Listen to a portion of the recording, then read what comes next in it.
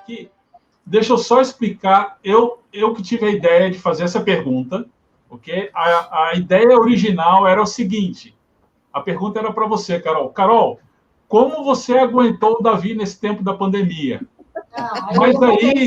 Mas aí, Simone, ela falou, Nelson, não pode falar isso na live. E aí ela mudou a pergunta e ela que vai fazer a pergunta. Então, como que ela fez? Olha só. Assim, a gente sabe que a nossa rotina mudou, né? A rotina da maioria das mulheres mudaram. Os maridos saíam às 8 para trabalhar, ou mais cedo, e voltavam às 5 da tarde, né? Os filhos iam para a escola. De repente, tudo mudou. Agora já está voltando ao normal, mas a gente teve uma época que, eu não sei na sua casa, mas a minha casa foi bolo de chocolate, assim, que eu não aguentava mais. Eu estava louca dos bolos. Então, era bolo de chocolate com chocolate 2. Então, eu gosto bastante de bolo de chocolate. Vocês já perceberam, né, gente? Eu tive que ir para o YouTube aprender a fazer bolo, porque todo dia era um bolo. A minha despensa virou um buraco negro. Assim, um buraco negro. Os meninos, assim, sabe? Mas, assim, a ideia como uma mulher temente ao Senhor, com uma teologia bíblica, que, de repente, tinha sua rotina, mas, de repente, a sua rotina ela foi mudada. Mas o meu coração não ficou triste. O meu coração tem que ser alegre, porque eu estou servindo a minha família, estou com um tempo com os meus filhos. Mas muitas amigas, elas entraram um pouco em crise, porque aumentou o número de bolos, aumentou o número de refeições, aumentou o número de tantas coisas. Então, o que você falaria para nós nesse momento? Bom, para mim, a minha rotina não mudou tanto, porque já éramos só nós dois, e o Davi já muitas vezes decidia trabalhar em casa, porque era mais fácil ele concentrar e tudo assim, então não houve uma mudança imensa, enorme. Mas, realmente, para algumas mães, foi muita coisa, porque era marido em casa, agora ajudar na escola dos filhos, muita coisa. Agora, para mim, a pandemia não teve tanta essa mudança, mas uns anos atrás tivemos uma mudança radical, quando a gente era totalmente livre para ministrar e sair, viajar, e Deus mandou uma netinha cardiopata para a gente cuidar, que precisava de cuidados 24 horas por dia. De um dia para o outro, nossa vida virou de ponta cabeça. Não posso dizer que nós não esperneamos, que nós não reclamamos, que nós não questionamos muito a Deus. Mas eu acho que, ao longo daquele tempo, Deus nos ensinou muitas lições preciosas. E uma lição é que Deus sempre tem o melhor para nós. Amém. Os presentes que Ele tem para me dar são presentes bons. Pode ser que eu não entenda assim, porque eu não enxergo o todo, mas eu preciso confiar com isso. E uma lição que para mim foi extremamente importante é que Deus me ama o suficiente para me levar talvez de um lugar bom, que seja bom, por um lugar que talvez seja difícil, complicado, desafiador, até de medo, mas para chegar num lugar melhor. Então, no meio dessas situações difíceis, muitas vezes, Deus está nos lapidando, Deus nos está ensinando coisas maravilhosas, Ele está mostrando para mim, olha, você está valorizando muito algumas coisas que realmente não são de tanto valor. E a sua prioridade é o seu marido, se você é casado, é seu marido e seus filhos, se você é mãe, é sua casa, e eu vou te dar como presente um tempo para você investir, para você curtir, para você ter. E muitas vezes a gente olha para isso e reclama dos presentes bons que Deus nos dá, simplesmente porque eu não enxergo da mesma forma que Deus enxerga. Então, muitas vezes, o meu pedido é que Deus me ajude a ver da forma que Ele vê, porque eu sei que se Ele está mandando para mim, é porque é para o meu bem, e eu quero enxergar desta forma. É muito legal. Pode falar, pastor, pode falar. Eu vou roubar uma mensagem da minha própria esposa. ela compartilhou comigo outro dia e registrou bem fundo no meu coração, porque foi um resumo de uma série de conferências que eu dei esses dias na Estância Palavra da Vida, igual que a nossa igreja está produzindo agora, devocionais, a lembrança da esperança. E a Carol tem ministrado no Salmo 23, em retiros de mulheres. Ela acabou de fazer isso lá em Barreiras, Bahia, e eu creio que algumas das senhoras que estão assistindo ouviram isso. Já ouviram, foi maravilhoso. Ela resumiu o Salmo 23. Eu posso usar? Pode. Porque ela sempre rouba de mim, eu vou roubar dela agora.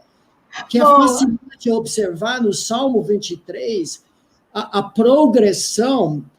O Salmo começa com o Senhor nos guiando como nosso pastor por pastos verdejantes, águas cristalinas borbulhando, só que ele nos leva até o vale da sombra da morte. Mas o vale da sombra da morte desemboca na casa do Senhor. E o Salmo termina com a ideia de que eu habitarei para sempre na casa do Senhor. Mas para chegar lá, nós temos que passar por nós já passamos por alguns desses vales. Eu passei quando era adolescente, criança, com pais alcoólatras, com ameaças de suicídio, com tiros dentro de casa. Eu não sabia quando tudo isso Deus iria transformar a minha família. Só que Deus usou tudo aquilo para colocar no meu coração jovem um desejo de ter um lar verdadeiramente cristão. Nossa família não faltava sequer um domingo na igreja. Ninguém suspeitava o que acontecia em casa. Nós passamos por outro grande desafio durante 9 anos. Eu não vou entrar nos detalhes que não convém aqui. E depois, anos depois, outro vale da sombra que, de fato, culminou na morte da nossa netinha Radassa. Nós não sabíamos quando seria o fim, mas foram 2 anos que Deus nos levou pelo vale da sombra da morte e descobrimos do outro lado novos pastos verdejantes. Eu acho que essa pandemia pode ser assim para muitos. Nós não sabemos quando vai terminar e não precisamos saber. Deus sabe. Sim, eu tô lembrando, tá me passando na cabeça aqui, enquanto vocês falam, algumas situações difíceis que já passamos também no nosso casamento. Eu não vou estar mencionando, senão vai ser um chororô danado. Deixa para lá. Inclusive agora, em tempo de pandemia, não é? Mas eu acho que uma coisa muito legal do Salmo 23, que vocês estavam mencionando, é um desafio da fé, é crer que o mesmo bom pastor que nos leva, que nos conduz a pastos verdejantes, por meio de pastos verdejantes, é o mesmo pastor que está conosco no Vale da Sombra da Morte. Eu acho que esse é o grande desafio da fé, não é? Sim. Nelson, eu preguei esses dias, inclusive, sobre João Batista na cadeia das dúvidas. Uau. O maior nascido nascido do mundo até então. Mas a história dele vem logo depois de Jesus pregar o sermão dos missionários e pegando carona da sua ideia, a gente tem essa imagem do bom pastor, sempre pastos verdejantes. Escuta que Jesus fala em Mateus 10:16. Com ênfase, ele diz, eis que no texto original é com ênfase, eu mesmo vos envio como ovelhas, ele é o bom pastor, ele endireita ou encaminha as ovelhas, eu mesmo vos envio como ovelhas para o meio de lobos. Que é isso? Como que Jesus, o bom pastor, nos conduz pelo vale da sombra da morte, como ele, o bom pastor, nos envia para lobos. Mas essa é a vida nossa, debaixo do sol, no mundo que jaz no maligno. Pandemias têm acontecido ao longo da história. Praga bubônica, praga de cólera, a febre amarela e muito mais. Nada disso é novo. Pedro fala, não estranheis o fogo ardente que há de provar-vos. Isso é normal na história do cristianismo. É muito interessante a gente lembrar do contexto dos evangelhos e das cartas das quais foram escritas, né? A gente pensa que eles foram escritos lá numa cobertura, na praia, tal. O apóstolo Paulo, Marcos, Mateus estavam lá na cobertura, olhando o sol, tomando uma água de coco e escrevendo para o pessoal. Não, eles estavam escrevendo o que escreveram debaixo de uma grande perseguição, a perseguição do Império Romano, não é, que estava cada vez mais intensa. Né? Começou localizada, é verdade, em Jerusalém, mas isso foi crescendo cada vez mais, né? De maneira que muita gente estava perdendo a vida mesmo. É muito legal o que o senhor falou, pastor. Eu acho que o grande segredo que a gente tem conversado, a gente tem alguns grupos de estudo de mulheres, nós temos estudado o livro de Marcos juntas, e eu tenho falado nessa pandemia, meninas, nós precisamos ter certeza da nossa fé. Eu acho que como a Carol falou, nós temos o bom pastor. Isso, quando nós temos certeza de quem é o nosso Deus, como ele cuida de nós, e tudo que ele faz é bom, perfeita e agradável, até as coisas que a gente não entende. Então, eu acho que isso é um grande segredo para a gente passar a pandemia. Sim. Podemos afirmar, eu afirmo, à luz das Escrituras, Deus não usa pessoas que ele primeiro não quebrou. Deus forma seus filhos no deserto. E se você estudar os heróis da fé, de fato só tem um herói, só um super-herói, que é Jesus. A Bíblia retrata todos os outros com todos os defeitos, porque não é sobre nós. Todos eles passaram pelo deserto para Deus formar os seus filhos no deserto. Agora, a questão que foi bem... Então a gente tem que tomar muito cuidado quando a gente ora. Senhor, me usa. Mas é isso. E ele nos humilha, quebranta, nós somos vasos de barro para que a excelência do poder seja de Deus. Perfeito. Agora, vamos lembrar aqui também, eu gosto de destacar, não é autocomiseração, autopiedade nas Escrituras, mas realismo. 65 dos 150 salmos são salmos de lamento, mais de 40% do inário de Israel.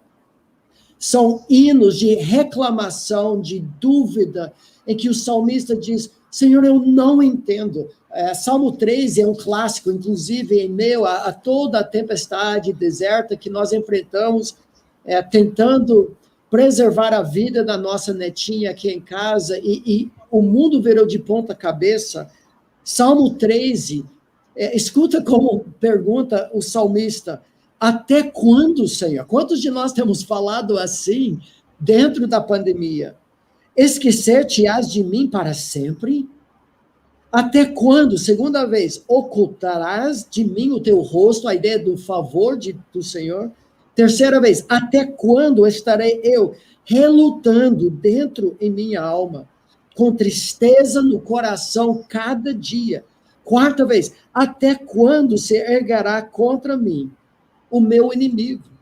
Então, Deus já sabe, nós precisamos correr para ele. Agora, as dúvidas, o lamento, o questionamento, quando levado a Deus com o coração sincero, sempre culmina em fé. E o Salmo de lamento, talvez com uma exceção, o final diz aqui: no tocante a mim, confio na tua graça, regozije-se o meu coração no teu salvamento, que seria a palavra hebraica que nos conduz para Jesus, Yeshua, no teu Jesus. Cantarei ao Senhor, porquanto me tem feito muito bem. Não resolveu nada da história, não saiu do deserto, não resolveu a pandemia, mas ele renova o seu coração na graça do Senhor. Amém.